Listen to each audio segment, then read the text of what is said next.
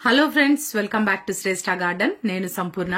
ఈ రోజు నేను మీకు మరొక free and strong homemade liquid fertiliser ని చేసి చూపించబోతున్నాను. వీడియో స్కిప్ చేయకుండా చివరి వరకు చూస్తే ఎటువంటి ఇన్ఫర్మేషన్ కూడా మిస్ అవ్వకుండా ఉంటారు. ఎవరైనా ఛానల్ ని కొత్తగా చూస్తుంటే ప్లీజ్ సబ్స్క్రైబ్ చేసుకోండి.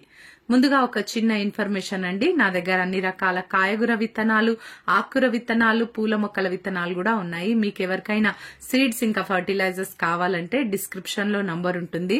ఆ నంబర్ కి మీరు వాట్సాప్ మెసేజ్ చేయండి. నేను మీకు సీడ్స్ లిస్ట్ సెండ్ చేస్తాను.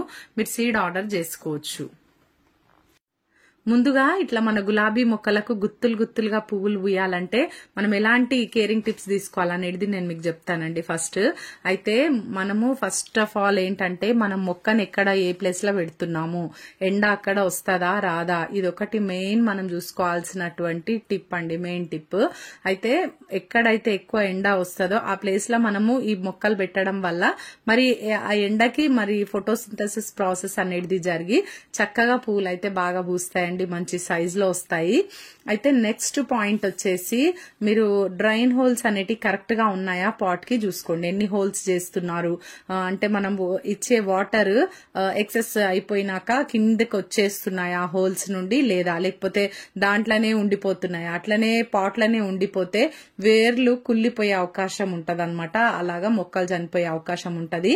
మరి ఇది కూడా మీరు గమనించుకోండి. డ్రైన్ హోల్స్ అనేటి కరెక్ట్ గా ప్రాపర్ గా ఉండాలి. వాటర్ ఎక్సెస్ అయిపోయినాయి అంటే ఎక్స్ట్రా వాటర్ అనేటి డ్రైన్ హోల్స్ నుండి బయటికి వచ్చే విధంగా ఉండేటట్టుగా చూసుకోండి.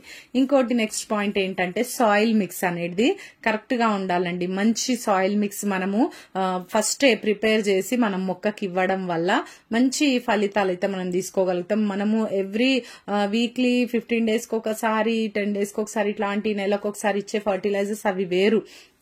కానీ ఫస్ట్ పాటింగ్ మిక్స్ అనేది చాలా ఇంపార్టెంట్. మరి ఆ మొక్కకి ఎలాంటి పాటింగ్ మిక్స్ అనేది మనం తయారు చేస్తున్నాం అనేది మెయిన్ అనమాట. అయితే 30% garden soil, 30% vermi compost, 30% cocopeat లేదా శాండ్, ఇసుక కలపండి. కోకోపీట్ అన్నా ఇసుకనన్నా ఏదైనా ఒకటి. ఒక 10% మాత్రం మీరు వేప పిండి ఉండేటట్టుగా చూసుకోండి మీ సాయిల్ మిక్స్ లా. అప్పుడు అది పర్ఫెక్ట్ సాయిల్ మిక్స్ అవుతుంది అనమాట మన గులాబీ మొక్కలకి. ఇది పెట్టిన తర్వాత మనకు ఇంకా మనం ఎప్పుడైతే పాటింగ్ చేసుకుంటామో ఆ ప్లాంట్ ని, తర్వాత అక్కడి నుండి మనము ఒక 15 రోజులకు అట్లా కొంచెం ఒక 2 గుప్పిళ్ల వెర్మి కంపోస్ట్, దాంతో పాటు ఇంకా మొగ్గలు వచ్చే టైం అనుకోండి, అప్పుడు మనం కొన్ని బోన్ మీల్, ఇంకా మస్టర్డ్ కేక్, ఇలాంటి ఫర్టిలైజర్స్ ని ప్రతి 15 రోజులకు ఒకసారి ఇచ్చేటటువంటి ఆ కంపోస్ట్ తో పాటు మనం వీటిని కూడా యాడ్ చేస్తూ ఇవ్వాల్సిన అవసరం ఉంటది. నెక్స్ట్ వచ్చి మనము లిక్విడ్ ఫర్టిలైజర్స్. ఇప్పుడు ఇంకా రాబోయేదైతే ఎండాకాలం కదండి. ఎండాకాలంలో అయితే ఫుల్ గా మనం లిక్విడ్ ఫర్టిలైజర్స్ ఎక్కువ ఇవ్వాల్సి వస్తుంది అనమాట. ఎట్లయితే మనం కూడా దాహం తీర్చుకోవడానికి ఎక్కువ కూల్ డ్రింక్స్ అట్లాంటి మనం అంటే కొబ్బరి బొండం నీళ్ళు అట్లాంటివి తాగుతుంటాం కదా, ఎక్కువ లిక్విడ్స్. మన మొక్కలకి కూడా అట్లనే లిక్విడ్ ఫర్టిలైజర్స్ చేసి ఇవ్వడానికి వారానికి ఒకసారి ఏదైనా ఒక ఆర్గానిక్ పెస్టిసైడ్ ని మన గులాబీ మొక్కల మీద స్ప్రే చేస్తూ ఉండాలి. పురుగు ఉన్నా లేకపోయినా కూడా మనం అది అలవాటుగా పెట్టుకోవాలి. ఎవ్రీ వీక్ ఏదైనా ఒక సండే ఆర్ మండే ఏదన్నా తీసుకొని ఆ రోజు మీరు తప్పకుండా మొక్కల మీద ఈ నీమ్ ఆయిల్ గాని ఏదైనా ఆర్గానిక్ పెస్టిసైడ్స్ మనం స్ప్రే చేస్తూ ఉండాలి. అంతేకాకుండా మరి మట్టిలో ఫంగిసైడ్స్ మనకు ఆర్గానిక్ గా ఉన్నాయండి మన ఛానల్లో చాలా. వాటిని కూడా మనం మట్టిలో ఇస్తున్నప్పుడు మరి మొక్క హెల్దీగా పెరిగి ఎప్పుడు పూలు పూస్తూ ఉంటుంది. ఈ రోజు ఫర్టిలైజర్ ఇప్పుడు మనం చూసేద్దామండి. చాలా simple and free and strong fertiliser అని కూడా చెప్తాను. ఇది కందిపప్పు ఈ రోజు ఇంట్లో వండుకోవడానికి తీసినాను అనమాట. దీనిలోకి చూడండి, ఒక పెద్ద గ్లాస్ వాటర్ వేసినాను నేను. వాటర్ వేసేసి పక్కన పెడతా. మనము అంటే ఎంబడే కడిగేస్తే దాని లోపల అంటే డస్ట్ లాంటిది ఏదైనా ఉంటదని కదా మనం కడిగి మనం కుక్ చేసుకుంటాం కదా, అప్పుడు కొంచెం వాటర్ వేసి పక్కన పెడతా అనమాట నేను ఒక 5 minutes. ఇదేమో పెసరపప్పు అండి. నేను కొంచెం పరమాన్నం వండడానికని నేను తీసుకున్నాను ఈ రోజు. అది కూడా నేను నానబెడుతున్నాను ఇప్పుడే. చూడండి, నానబెట్టడం అంటే ఫస్ట్ వాష్ చేసిన తర్వాత నానబెడతాం కదా, ఆ నానబెట్టేటప్పుడు చూడండి ప్రాసెస్ లా మరి నేను కొన్ని నీళ్ళు వేసి ఒక్క 5 minutes మాత్రమే పక్కన పెడతాను. ఆ 5 minutes లో ఏదైనా ఉంటే దాని లోపలికి అంతా కూడా వచ్చేస్తుంది కదా, ఆ డస్ట్ అంతా వెళ్ళిపోతుంది. నెక్స్ట్ ఈ పొట్టు దానిపైన ఏదైతే లేయర్ ఉంటుందో అదంతా కూడా వాటర్ లోకి కలెక్ట్ అయిపోతుంది 5 minutes అయిన తర్వాత. ఆ పప్పు పైన అదంతా కూడా చూడండి ఇట్లా కొంచెం మనము రబ్ చేసి కడిగేసుకొని తర్వాత మనము కుక్కర్లో వేసి వండుకుంటాం కదా. అయితే ఈ వాటర్ ని మనం కలెక్ట్ చేసుకోవాలి. చూడండి, ఒక కంటైనర్లకి నేను ఈ వాటర్ ని కలెక్ట్ చేసుకుంటున్నాను.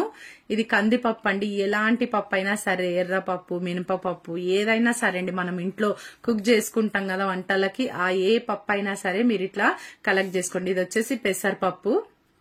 ఈ పెసరపప్పు వాటర్ కూడా దీనిలోకే నేను కలెక్ట్ చేసుకుంటున్నాను. ఇప్పుడు కందిపప్పు అయితే డైరెక్ట్ వాటర్ వేసేసి కుక్కర్ స్టవ్ మీద పెట్టి నేను వండేసుకుంటాను. కానీ పెసరపప్పుని ఇంకా నీళ్లు పోసి కొంతసేపు నానబెట్టి పెడతాను నేను. అప్పుడు ఆ తర్వాత నీళ్లు కూడా మనం పడేయకుండా దీనిలోకే కలెక్ట్ చేసుకోవచ్చు అండి. 1 గంట తర్వాత చూడండి, ఇప్పుడు ఇట్లా వచ్చేస్తుంది వాటర్. దీనిలోకి ఇంకొక మెయిన్ ఇంగ్రీడియంట్ ఇప్పుడు వేస్తాను చూడండి, టీ పౌడర్. ఓకేనా, ఇది ఫ్రెష్ టీ పౌడర్ అండి. ఈ ఫ్రెష్ టీ పౌడర్ ని నేను దీనిలోకి వేస్తున్నాను. ఇప్పుడు ఇవి దాదాపుగా నేను వాటర్ కలెక్ట్ చేసుకున్నాయి 1 లీటర్ వరకు వచ్చినాయి నాకు.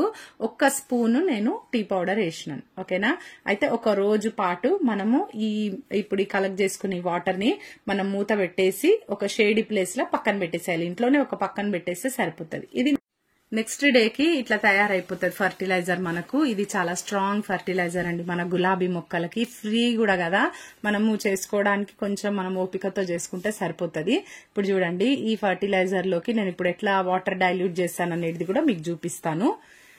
ఇక్కడ చూడండి, నేను ఒక కంటైనర్ చిన్నది బకెట్ తీసుకున్నాను. ఇది 2 లీటర్స్ బకెట్. ఇప్పుడు దాదాపుగా ఈ పప్పులు కడిగిన వాటర్ మొత్తం వచ్చేసి ఒక 1 లీటర్ అంతా నాకు అయినాయి. అయితే చూడండి, దీనిలోకి నేను ఇంకొక లీటర్ వాటర్ వేసేసి ఈ బకెట్ ఫుల్ చేసేస్తుంది. 2 లీటర్స్ బకెట్ అనమాట. అంటే 1:1 రేషియో అండి. ఓకేనా, మీకు ఎక్కువ వాటర్ వచ్చినా కూడా, సపోజ్ ఏదైనా మనం ఎక్కువ చేసినప్పుడు మనకు 2 లీటర్ల వాటర్ వస్తే ఇంకో 2 లీటర్ల వాటర్ యాడ్ చేసి మొత్తం 4 లీటర్లు ఫర్టిలైజర్ తయారు చేసుకోవచ్చు. ఇట్లా మనకు రెగ్యులర్ గా డే ఆఫ్టర్ డే ఏదో ఒకటి పప్పు సాంబార్ చేసుకుంటూనే ఉంటాం కదా ఇంట్లోకి. మరి ఇట్లా చాలా బాగా మనము ఇచ్చిన మొక్కకి మళ్ళీ మళ్ళీ ఇవ్వకుండా ఇవన్నీ మొక్కలకు అట్లా మార్చి మార్చి వేరే వేరే మొక్కలకి ఇచ్చుకుంటూ వెళ్ళొచ్చు. అన్ని రకాల పూల మొక్కలకి ఇవ్వచ్చండి ఫర్టిలైజర్. మరి కాయగూర మొక్కలకు కూడా ఇవ్వచ్చు, పండ్ల మొక్కలకి కూడా ఇవ్వచ్చు. ఓకేనా, అయితే ఇప్పుడు మనం ఇచ్చినటువంటి ఈ ఫర్టిలైజర్ ఏదైతే ఉందో పప్పు కడిగిన నీళ్లు, దాంట్లో రిచ్ నైట్రోజన్ ఉంటది, ఫాస్ఫరస్ ఉంటది అండ్ కాల్షియం కూడా ఉంటదండి. మరి మొక్క ఎంతగానో స్ట్రాంగ్ గా పెరగడానికి, రూట్ సిస్టమ్ అంతా కూడా బలంగా ఉండడానికి, మరి చక్కగా మంచి కొమ్మలు వచ్చి పువ్వులు కూడా చక్కగా పూయడానికి చాలా యూజ్ అవుతుంది ఈ ఫర్టిలైజర్. మరి మనం ఇచ్చిన టీ పొడిలో కూడా టానిక్ యాసిడ్ అనేది ఉంటది. అదేంటంటే ఆ టీ పొడి ఈ మట్టిలో ఉన్నటువంటి ఆ మట్టి అంతటిని కూడా, పాట్ లో ఉంటది కదా మట్టి, ఆ మట్టిని సారవంతం చేస్తుంది. అంటే యాసిడిక్ నేచర్ పెంచి పువ్వులు కూడా ఎక్కువ పూయడానికి టీ పొడి అనేది చాలా యూజ్ అవుతుంది. అంతేకాకుండా టీ పొడిలో ఉండే నైట్రోజన్ మొక్కలు బుషీగా గ్రీన్ గా ఎదగడానికి కూడా సహాయపడుతుంది. ఇదండి ఈ రోజు వీడియో. మీకు ఇన్ఫర్మేటివ్ ఉందని నేను అనుకుంటున్నాను. ఈ వీడియో నచ్చితే ఒక లైక్ చేయండి, తప్పకుండా ఛానల్ ని సబ్స్క్రైబ్ చేసుకోండి, పక్కనే ఉన్న బెల్ ఐకాన్ కూడా క్లిక్ చేయండి. నేను వీడియో పెట్టగానే మీకు నోటిఫికేషన్ వచ్చేస్తుంది. ఈ వీడియో ఎలా ఉందో తప్పకుండా కామెంట్ చేయండి. Thank you.